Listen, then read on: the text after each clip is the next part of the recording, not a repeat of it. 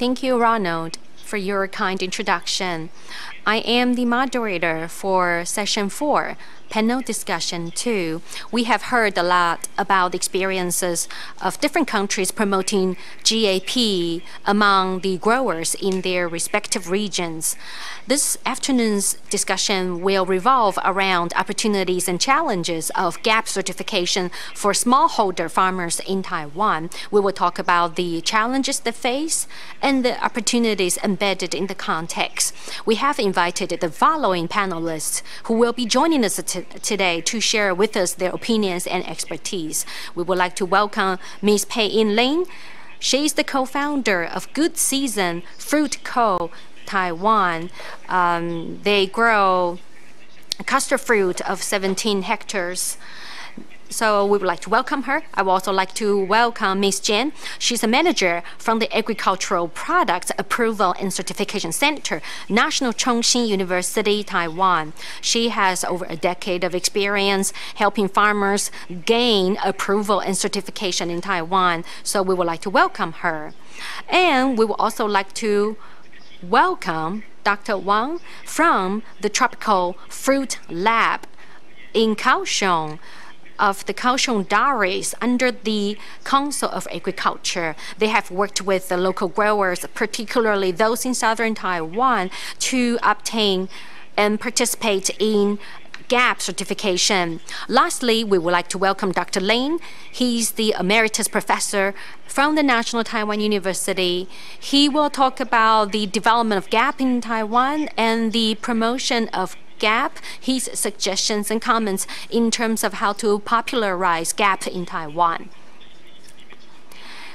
Based on the presentations we've heard in the morning, we have come to understand that starting 2004, GAP has been implemented in Taiwan. As of today, over 3,700 growers have received the GAP certification. They are mostly within the crop, vegetable, and fruit category that they amount to 2,700 or so. Growers, and then 400 in fishery and 300 in husbandry, and also the rest fall in the category of processing and packaging.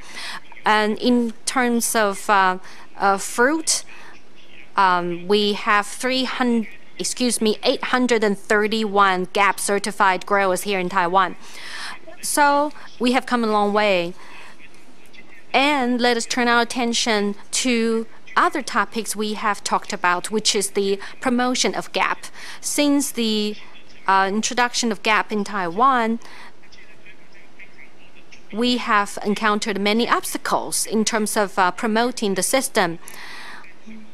In terms of fruit, only 24 growers have received a global GAP, and they fall into the tea, flower growers, and vegetables and fruit and aquaculture, only a total of 24. So in terms of promoting GAP, it has been a long way, and we have encountered tremendous difficulties. Despite these barriers, we are sparing no efforts in advancing our campaigns. Now only and TGAP is only participated by 3 growers. So in order to align the Taiwan's GAP with global GAP, there is still a huge room for improvement. So I have given you an overview of Taiwan's GAP certification and the number of growers in different categories. Coming up next, I would like to give each panelist about 8 to 10 minutes to give a brief presentation. Now we would like to first welcome Pei-In Lin. She's the co-founder of Good Season Fruit Co. Taiwan. They grow custard apple, sugar apple, in central Taiwan, totaling 17 hectares. So she will talk about in Taiwan, totaling 17 hectares, and they have received Gaap certification. Whether it's Global Gaap or TGAP, they have participated in these programs. She will talk about her experience in obtaining the certification, participating in the program. She will also touch upon the return on investment, the benefits, and added values that this has brought to her business. Thank you. Thank you for giving me the opportunity to speak. My name is Pei-In Lin from the Good Season Fruit Co., Taiwan. The reason why our farm participated in the Gaap program is because that we had already participated in the QR code system, a T-Gaap system, and we later participated in the G-Gaap, Global Gaap. I am the second generation of growers, and I attach great importance to the quality of our harvest, from the field practices to post-harvest management and handling. We value each and every step. I majored in agriculture as well. So due to the introduction of my professor, I came to know about the global GAP program. So I decided to try to apply for the certification with my own company. Each year we grow, we have more and more yield. Now we have 17 hectares of sugar apple or custard apple located in the Taitung County of Taiwan. In Taiwan, 90% in fact of our produce is exported to overseas countries. The sugar apple, our sugar apples are only originally exported to a handful of countries, and so our intention is to diversify our overseas markets, hoping to sell our product to more countries. So this is the one of the main drivers behind our decision to participate in global GAP. When we decided to go on this journey, there were a lot of oppositions, there were a lot of concerns. Where will the future markets be? After listening to the presentations today, I know that people wish to ask questions such as what is the return on investment? How do we help smallholder adopt the system? Of course, I think the main driver is that it creates more value for companies that implement it. And in addition, creating more better working environment for the practitioners is another important aspect. We understand that it's very important to create a better working environment for the workers.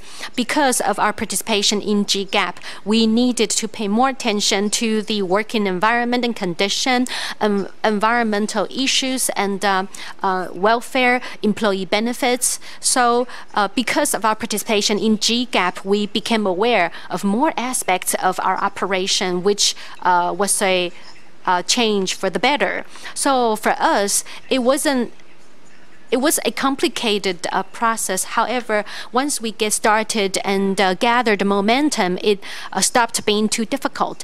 And we received help, assistance, and consultation from agricultural agencies as well. They helped us clarify the different terms and standards, details regarding the global GAP. We actually were given a designated team from the consultation of agricultural agency to help us clarify these points. This morning, I also heard that many people mentioned the difficulties faced by smallholders. Taiwan's agriculture is mainly driven by smallholder farmers. Although my family has a farm up to 17 hectares, they are rather scattered, if you will. In other countries, they may have consecutive pieces of land, but our 17 hectares are in fact an accumulation of many separate pieces of land that is not connected with one another. We not only grow, we also handle packaging. So for us, it's very important that we control the quality at each checkpoint. We would wish to export high quality fruit. So we ask the packaging aspect of our business to also comply with these regulations of Gaap. So with farm management, in terms of fertilizers and pesticides and also these many different aspects, we comply with the GAP. GAP incurred more costs. We did it on our own. We didn't do it in a group or cluster manner. This year, however, we have set a different goal. We will be working with other farmers in the same region so that we could all become certified. Many farmers in Taiwan are of older age. They find it difficult to keep records or to use mobile devices for record-keeping purposes. So the second generation of farmers, this is where we come in. We gather information and they pass down the torch. We're able to help the older farmers receive a certification. So it's quite a shame that simply because of these digital competency barriers that they're not able to go through the process. So we're working with the second generation of farmers. We will be working with farmers in our region. So we will play a leading role to create this cluster of smallholders, and we will play the role of leading the process so that more smallholders in our region can be certified. So in the future, when we wish to export higher volume of products to foreign markets, we will be able to supply according to contracts. And of course, industry, academia, as well as government official collaboration is of paramount importance. I think the government should also continue to promote the awareness of the Gaap and to help more farmers go through the certification process. And I think in the process, technical assistance is also crucial because of the extreme weather patterns caused by global warming. Many farmers are facing the different weather patterns. So it's important that the government plays the role of helping the farmers to undergo the technical transformation, obtain the skills and techniques necessary to optimize their farming practices. Thank you, Payne, for your sharing. She talked about her experience from implementing global Gaap. She raised several challenges, and she talked about how to adapt to these challenges. And she talked about clustering small farmers and shared her experience in implementing TAP. Now, we'd like to invite Ms. Chen from Zhongxin University to share with us her experience from the producer's perspective, challenges and questions and strategies, and also share with us a few cases. Another important issue I would like to Ms. Jen to share is for those who are certified, is there a special character or is there anything particular about these certified farmers that makes them so insupportive of CAP? Ms. Jen, hello. I'm very happy to have this opportunity. I am also involved in the traceability program. I learned a lot. Today I want to share with you from a certifier's perspective. Traditionally, people think agriculture depends on the weather, on the natural environment, but because of technology advancement, we are more and more in control of agriculture. However, agriculture is still very far from the management philosophy of a business sector. They don't really change very fast. So consistency is difficult to maintain in the case of agricultural practice. they may not have record on what happened last year because the person in charge last year already left the position. So there was no institutional memory, and farmers may not be very familiar with how operating computers. However, to improve the quality of a system, we need to be more efficient. We need to have standard operation procedures. It takes time to build an SOP. That's our first challenge. The second challenge is to certify for the sake of being certified. The certified farmer doesn't really understand why they have to be certified. Maybe they think training can all be done during the off season, but this is not inconsistent with the global Gaap ideas. You have to monitor the management of your farm on an annual basis, on a year-long basis. So you don't want to be certified just for the sake of being certified. This kind of people may have all documents ready, but they don't really understand what these documents are for. They don't really understand what to do with all the tools they have. From the auditor's perspective, it is very easy to identify this group of people. You see many holes or loopholes, for example, in the field. The person in charge may not even know how to use the masks. That is an indication that they don't really use the mask on a daily basis. And when you enter a packaging farm, you find 5 out of 20 people not wearing protective gear or personal wear. And also the protective water blanket. And they may tell you, oh, when you tell them the water protection area is missing, the de-infection area or water pool is missing, they might tell you, oh, I forgot, I had it yesterday, but I don't have it today, I'm very sorry. That is also another indication of not truly implementing the Gaap standard. In Taiwan, from my experience, this is common among various countries. Vegetable, tea, horticulture, fruits, they all have their different characteristics. They have different challenges.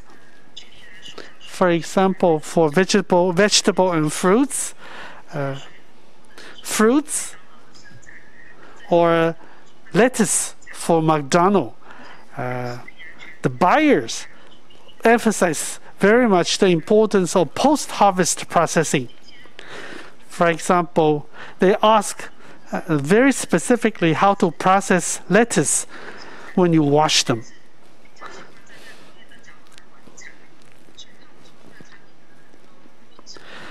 Farmers may produce high-quality produce, but you have to teach them to look at these produce from a food perspective instead of a farm perspective. How to process these produce or grains and other products. You have to tell them how to properly storage these products, or drying facilities and monitoring of humidity, or moving vehicle. How do you clean up the trucks and transportation equipment? These are all very important aspects that regular or traditional farmers may not understand. For tea leaves, processing is a key procedure. We have specific regulations on every step of processing of tea leaves. From my experience, usually tea leaf producers are all experts about the quality of teas. but they are usually missing one or two parts in terms of management of the processing procedure. They don't usually keep record of everything. They will tell you, from my 20 years of experience, I don't have to write it down. That's wrong. Another case is on horticulture, on the variety right. And these information are to be documented properly. And there are details to be audited. So for different industries, we have to understand the traditional practice of producers and to communicate with them and to tell them the proper way that is regulated in the GAP practice. I have 10 years of auditing experience. Many farms quit after 1 year, and some continued to be certified for decades.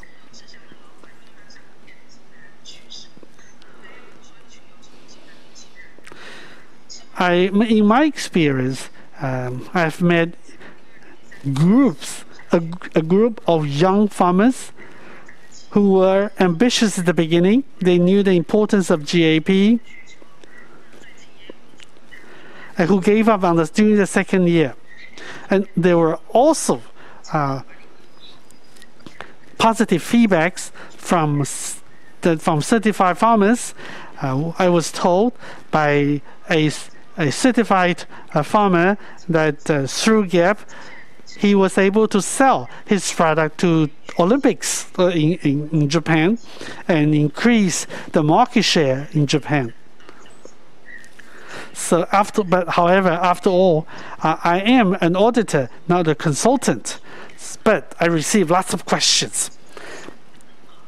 From my experience, I realize it is really, really good for farmers to be certified. There are two types of organizations that are certified. They can do option 1 or option 2. These large groups, they only do the service. They don't go into details. For example, when we audited headquarters, headquarters can answer the general questions, but they have difficulties answering detailed questions. And when you go into the field, you can check the soil conservation, water conservation, and the headquarters cannot always they cannot answer the questions, but the practitioners, the managers of the farm could actually answer the questions in very details.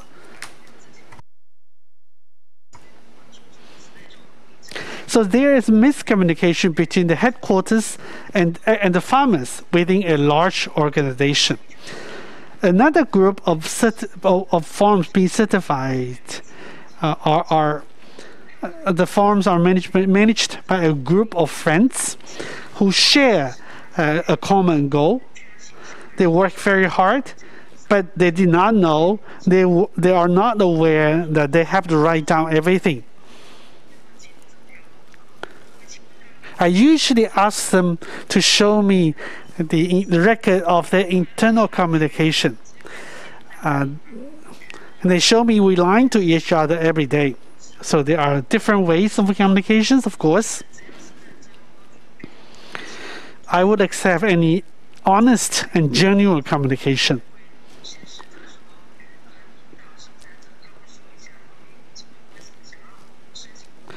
Usually I ask the farmer why they wanted to be certified, and after listening to their stories, I could quickly identify if they are actually serious about this.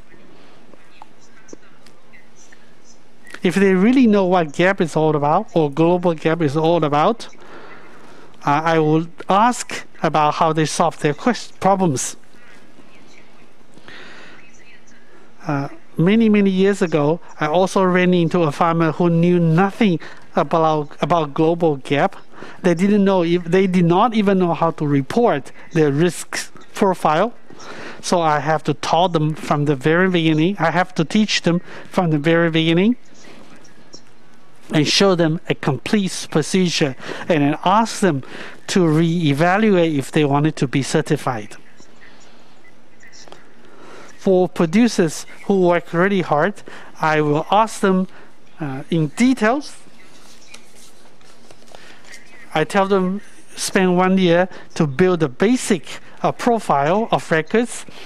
During the second year, the third year, I ask them to do cross-checking. And they will find the holes in their records.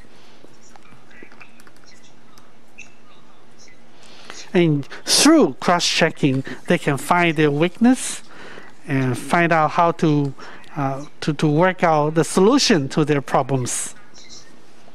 Usually, several years of being certified, they became leaders and they became teachers that can share experience and insights with others. I'd like to say a few words to consulting groups. Perhaps at the beginning, the consultants communicate with the farms or farmers that requires certification to tell you why they wanted to be certified. You have to make sure they know why they're doing this before doing anything.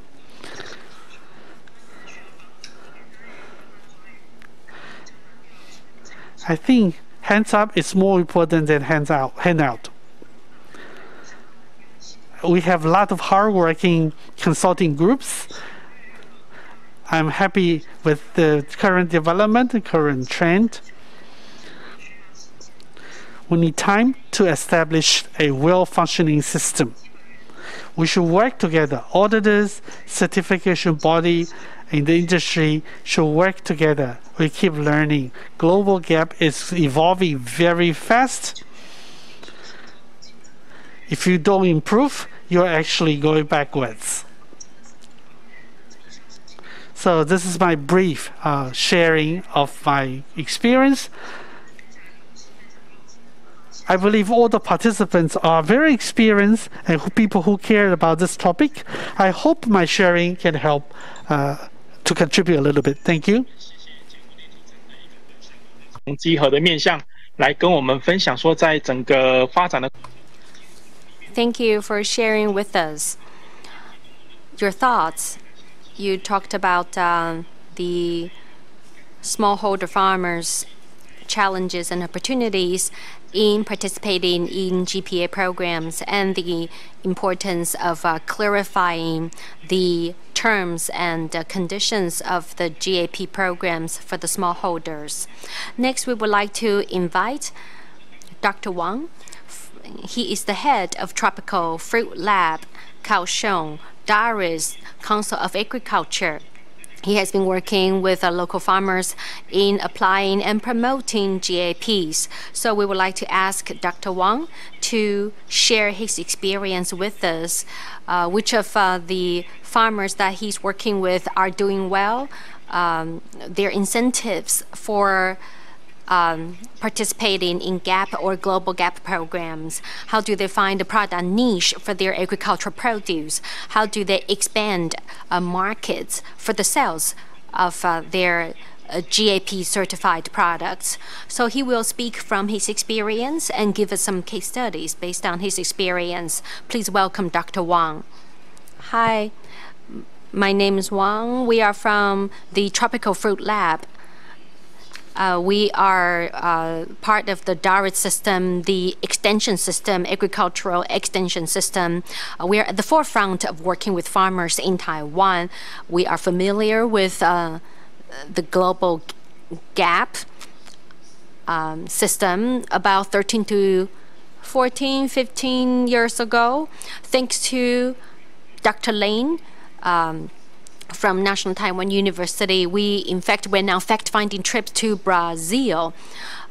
We see how the length at which people would go. We see that Brazilian farmers on our trip, that Brazilian farmers are sparing no efforts to comply with GAPs so that they could sell their products to the European market. So we have learned a great deal in our own learning experience.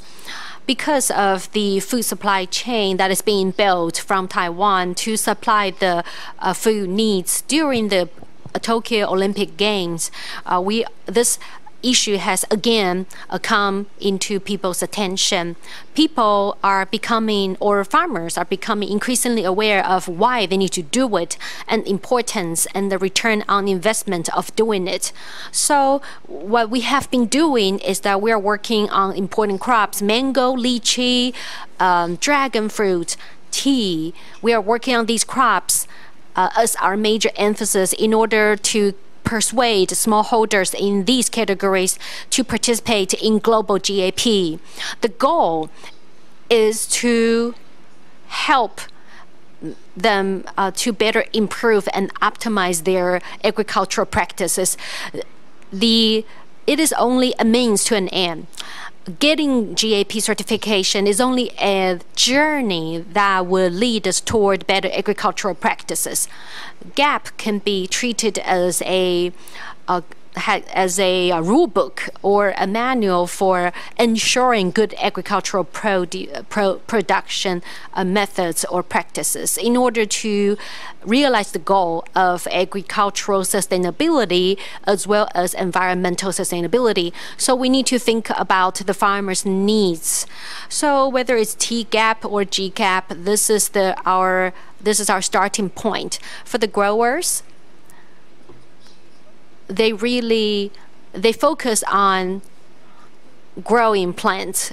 In Gaap, there are specific rules about fertilizer, water management, plant protection. So we take those points as our starting point in terms of persuading the farmers, educating them. Of course, there's conservation, there's risk management, mitigation, things like that.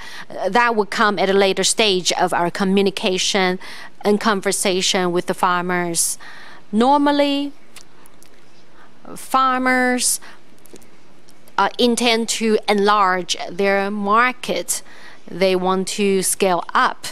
They want to expand to other markets. So we understand what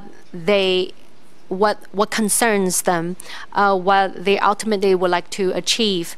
So when we promote these ideas relating to GAP, we also use smartphones. For example, we use Line Bot combined with Line App Chatbot to help the farmers. So.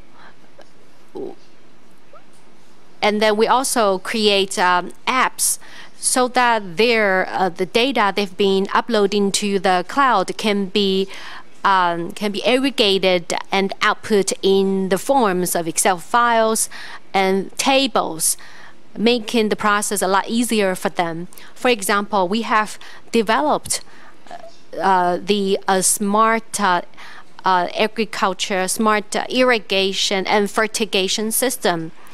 So in Gaap, it is stated that the fertilizer users would have to record the amount, the frequency, the type of fertilizers he uses. You would also have to record water management, what kind of tools you use, how you irrigate your farms, how you satisfy the different needs of the farms. So we use smart agricultural tools to achieve smart production management.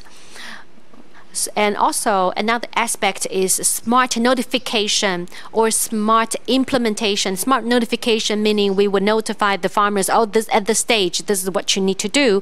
And then they would also use, so the entire process is digitized and very, very intuitive. So the farmers do not find it very daunting to use these digital tools or to digitize the process. In global GAP, it's very very common that the irrigation and fertilization processes are overlooked and are not documented well. So when we develop these notification and reminder system, it makes it easier for them to make these records. Of course, there are other aspects, prevention, intervention, and things like that. These are the aspects the farmers are usually not so familiar with. So we created forms, charts. For example, preventive monitoring. Many farmers are not familiar with that term. So we created apps and forms to help them keep track. So farmers' feedback has been that after I implement monitoring, I am able to reduce the amount of fertilizers or chemicals that I use as agricultural inputs. Therefore, upon hearing these positive feedbacks from the farmers, we are very, very excited that our consultation has worked effectively.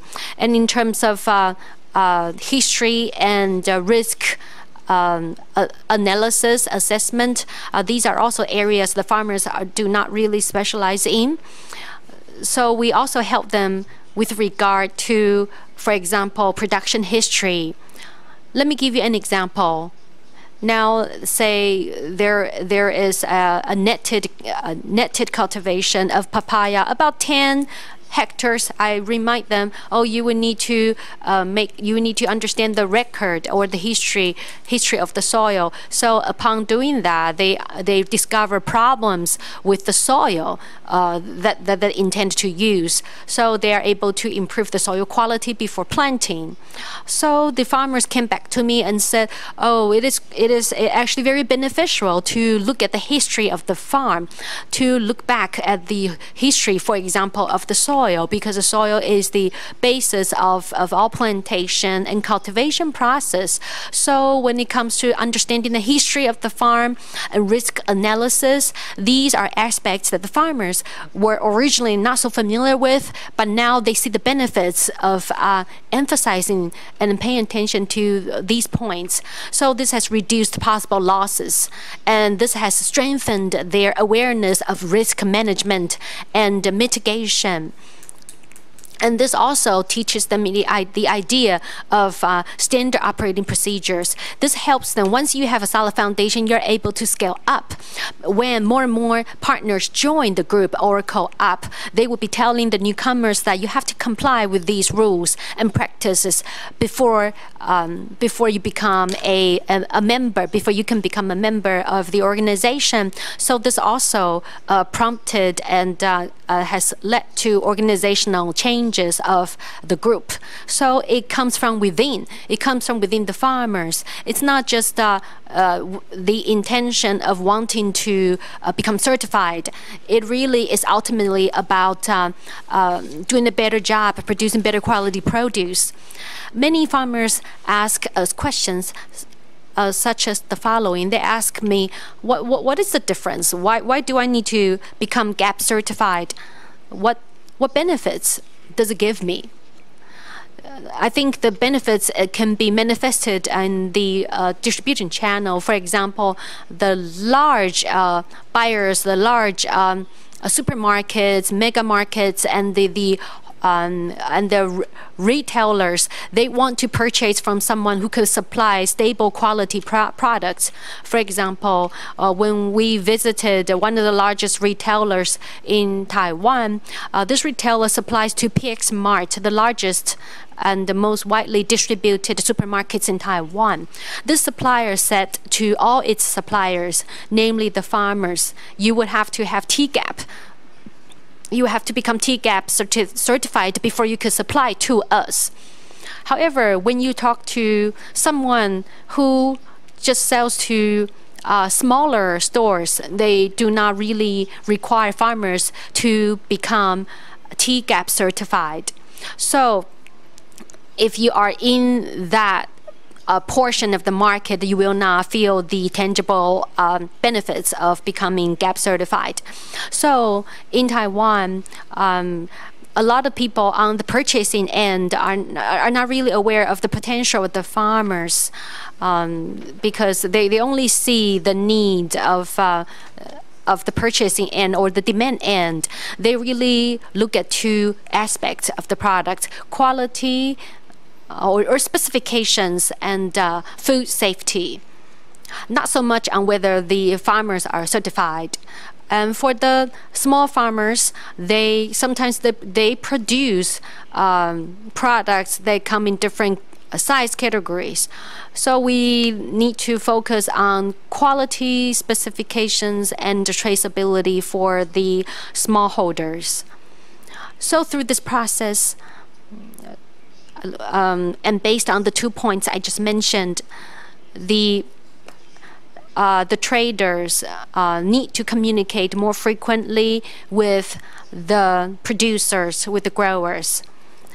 As far as the market is concerned, we will need someone who could coordinate the different parties. And to take it a step further, we also need to consider how to best connect the demand end with the supply end, meaning the consumers and the farmers will form a partnership. For example, the Yongda Foods, which we had visited not so long ago, the Yongda Foods purchase a lot of produce.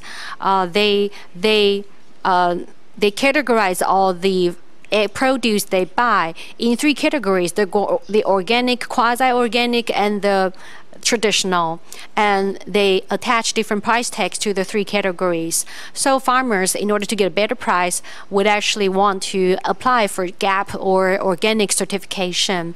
So that creates incentives, and they treat the growers as their internal employees. So we would like to see more of that, so that the value of the certification can be reflected in the product's price. Sometimes you have different levels. The first level, you're looking at the product safety, and then you have traceability, and then the next level would be taking care of the environment and taking care of the employees' welfare. So the channel, the sales channel, or the sales aspect of this business, we have to reflect the differentiation between the 3 levels with different prices. It's only when we can achieve that can we promote GAP better. Thank you, Dr. Wong. He shared with you about the important factor, the reflector of price. And you also talked about important information about the accuracy of producers' documentation. And through accurate documentation, weakness can be detected and improvement could be implemented. Our last speaker is Professor Lin Zhongxian. Professor Lin started his work on GAP more than 10 years ago. I believe in 2005 or 2006, he introduced Erie Gaap. So many years after he introduced Erie Gaap, Taiwan has implemented global Gaap. Perhaps Professor Lin can share with us in introducing how introducing GAP can contribute to the sustainability of farm management. Please, Professor Lin, and maybe you can also talk about, maybe you can say a few words to people who are waiting to join a GAP, and what is the right mentality before they join. Perhaps 2 points. And also, number 3, what government can do to promote GAP. Professor Lin, please. Thank you, Professor Zhang. Ladies and gentlemen, these are philosophical questions, I think. Number 1, how GAP can sustain sustainability. And number 2, the implementation issue. Let me put it this way. Producers, they have to accept GAP from the bottom of their heart. GAP, good agricultural practices, more than food safety. It's also about worker rights, benefits, and conservation of wildlife and environmental friendly. I like URI-GAP and global GAP because mango in the 1970s was a very big export fruit in 1970s. For a long period of time during the 1970s, we did not have sufficient fruit of mango. Why? We realized it was not because of too much fertilizer. It was because of insects were killed by overuse of agrochemicals in the neighboring area of mango orchards that kill the insects that promulgate the mango flower and powders.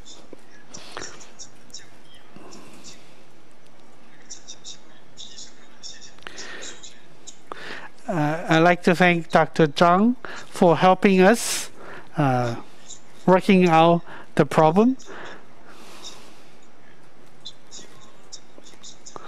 I think integrated fruit production is a very good way to cooperate with global GAP. URI-GAP, global GAP are very, very good exercises. Cares about the benefits of people, farmer, workers, environment, and animals. So in 2005, May 1st, 2005, I translated the Sender book for URI-GAP on vegetable and fruits. I wrote to the URI-GAP headquarters to ask for authorization to translate into Mandarin. Nigel Gaap, chairman at the time, said no.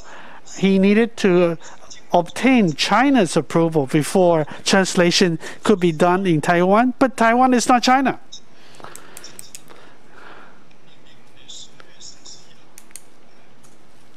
Later, I realized that in May 23rd, 2005, Major Gaap, the chair, actually met with Chinese officials, with Chinese government officials to sign a contract with China.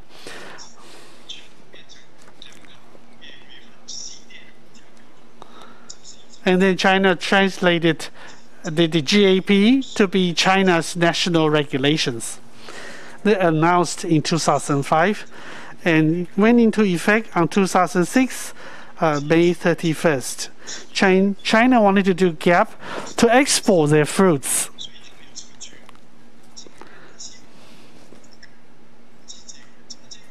And China also wanted to harmonize their regulations with the international standards.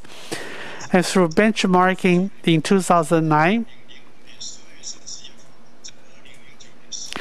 in 2005, they announced the regulation. 4 years later, Global GAP Secretary General and China government signed China GAP. And they benchmarked against each other. Taiwan, we have T-GAP. We work very hard. We have 60, 70 cases.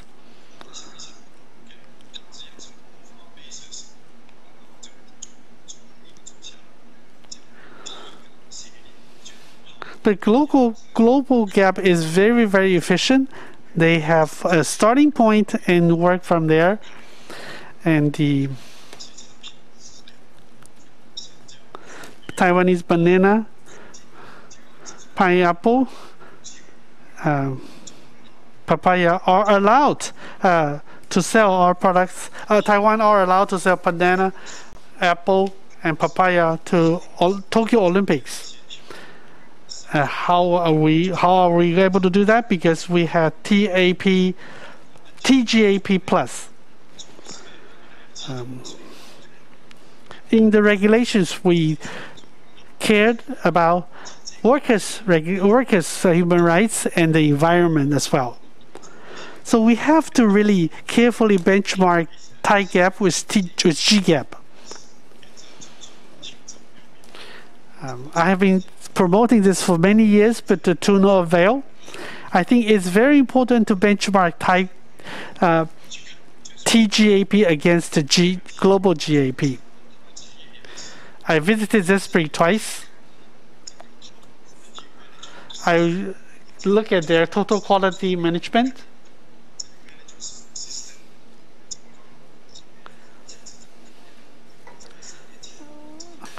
Three years ago, I learned that Zespri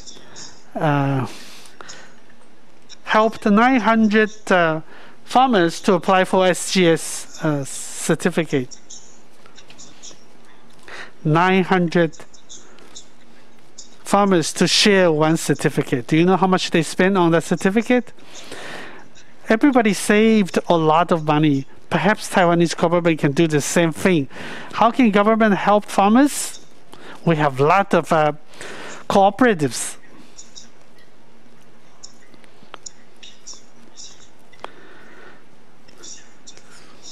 Can you integrate the production system? You can set up a total quality management system for each town or each agricultural farmers association. This is something the government can do. This should come into play and help farmers. You have to convince farmers to believe in GAP 100%. Taiwan is not very big, it's a small place. We have to save the environment for our future generations so everybody can benefit, including customers. This is our home.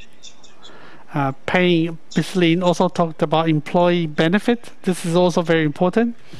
Number 3, a few words for people who are asking for Thai GAP certification. Of course, number 1, you have to accept GAP. You have to have confidence. How do you obtain confidence? You have to read a lot of documents. You have to learn from success stories. Taiwan is very small, very easy for you to visit different farms, and you can look at them online, talk to them online as well. The more cases you know, the more confident you will be. So not to be certified for the sake of certification.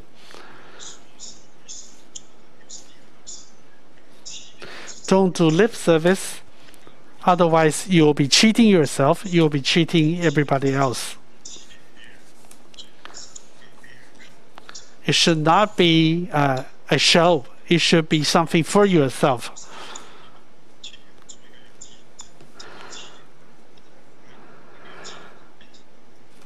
I actually established an organic farm in Shanghai, and it became a model farm in China because the owner was very, very serious about that. The owner of the farm putting a lot of money. Don't wait for government to spend money on you. You have to begin first. When other people see your efforts, they will come and help. And you have to help yourself so other people can help you. We have so many agriculture experts. For example, Dr. Susan Zhang. GAP is to help yourself to be mutually benefit to everybody else. Helping yourself, helping farmers, producers, the environment, and animals. So we have to do our work first, do our share, putting our own efforts. We have to help ourselves so people can come and help us. So you have not just to talk, you have to walk the walk. Government can do a lot. University help a lot. And the agriculture research extension stations have done a lot. And holding today's seminar is also very important, so we can learn from each other and exchange ideas and experience and do training.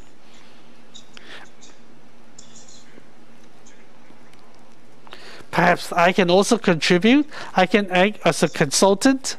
I love to help with. I love to help farmers. As a consultant, we can form a consulting group. The case I share with you, New Zealand, 900 farmers share one certificate because they have a very strong consensus among 900 farmers. You have to align everybody, otherwise no way.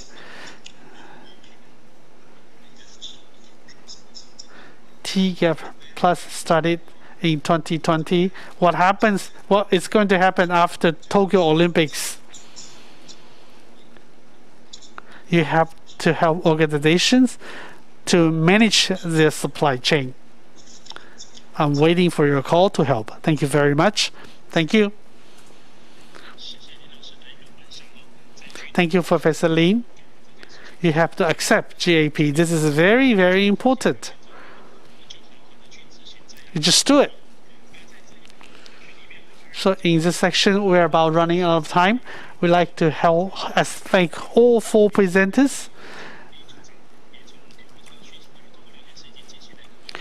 And there was one question already answered. Perhaps I should end this section here.